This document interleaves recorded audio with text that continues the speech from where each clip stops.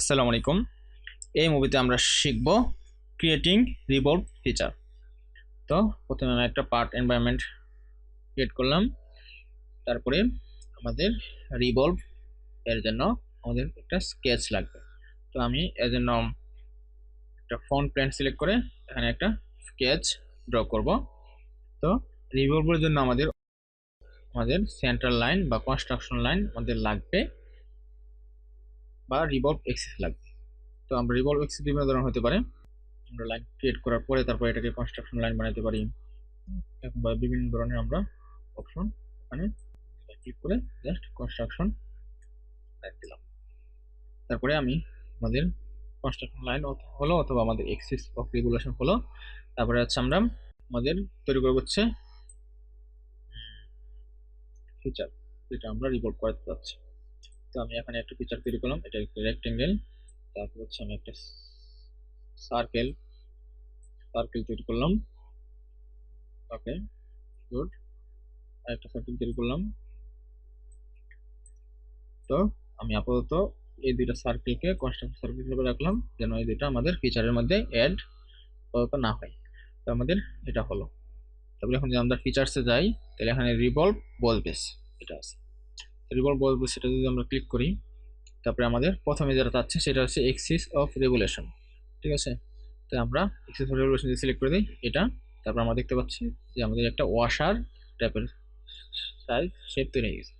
আমি এটা যদি এখান থেকে সিলেকশন করে আমি অন্য একটা সিলেক্ট করি, তাহলে এখানে আমরা দেখতে পাচ্ছি যে এটা একটা কনিক্যাল শেপের একটা, সাপোজ এটা হতে পারে একটা কেপ, কোনো একটা স্কোয়ার কেপ বা অন্য কোনো কিছু, জাস্ট একটা শেপ তৈরি হয়ে যাচ্ছে আর কি। তো আমরা এরকম ভাবে এক্সিস অফ রেগুলেশন চেঞ্জ করি, তাহলে আমাদের ফিচারটাও আমাদের চেঞ্জ হবে।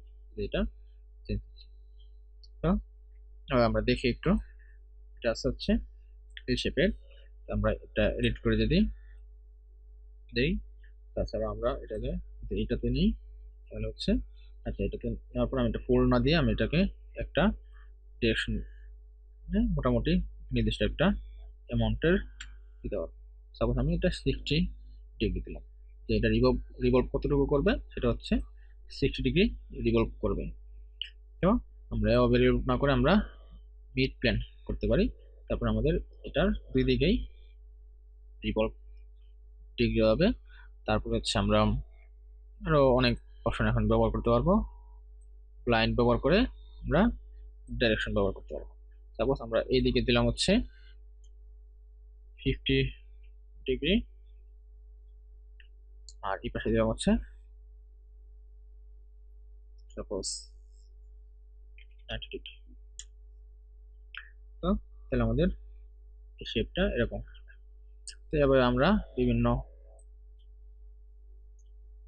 সেটিংস চেঞ্জ করে আমাদের প্রয়োজন অনুযায়ী আমরা আমাদের মডেল তৈরি করতে পারি। তারপরে আমরা আরো দেখি যে আমরা এক্সিস অফ রেগুলেশন যেটা আছে এটাকে আমরা চেঞ্জ না করে এখন আমি স্কেচটাকে চেঞ্জ করব।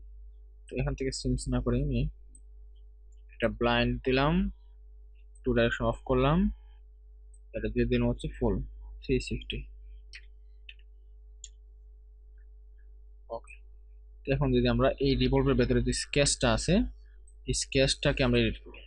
এই স্কেচটা ছিল হচ্ছে আমাদের জাস্ট একটা রেক্টেঙ্গেল ছিল।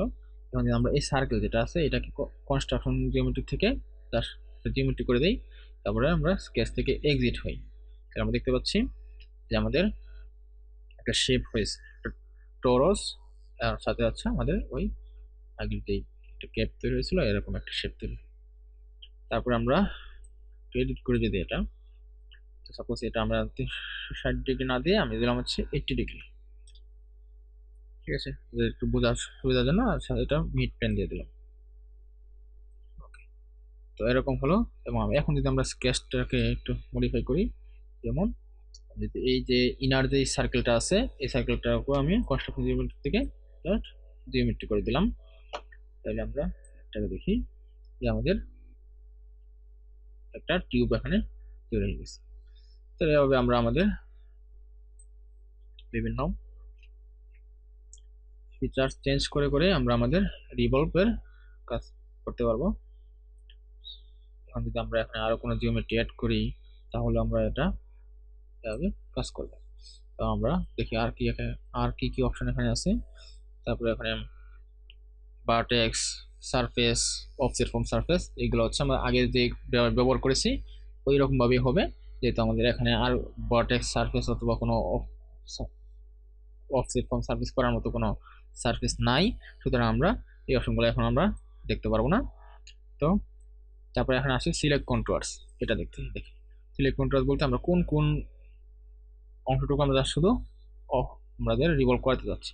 তাহলে আমি দিলাম হচ্ছে শুধু এইটা, তাহলে আমার এবং এটা, তাহলে আমাদের এখন কি হবে, রিভলভটা হবে হচ্ছে জাস্ট এই অংশটুকু।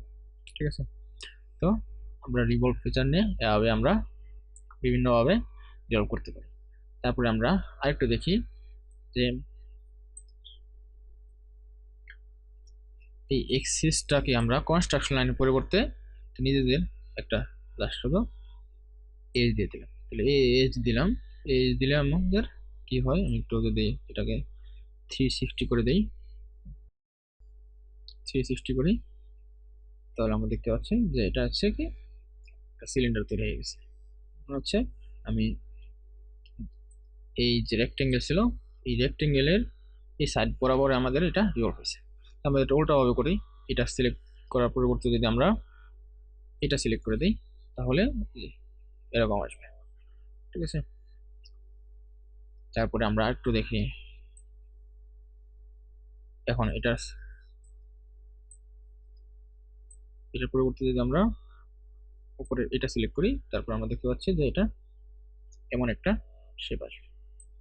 ঠিক আছে, তো আমরা এভাবে আমাদের বিভিন্ন ফিচার, বিভিন্ন লাইন অথবা জিওমেট্রি ড্র করে করে আমরা আমাদের মডেল তৈরি করতে পারবো। এই মুভি এ পর্যন্তই, থ্যাংক ইউ।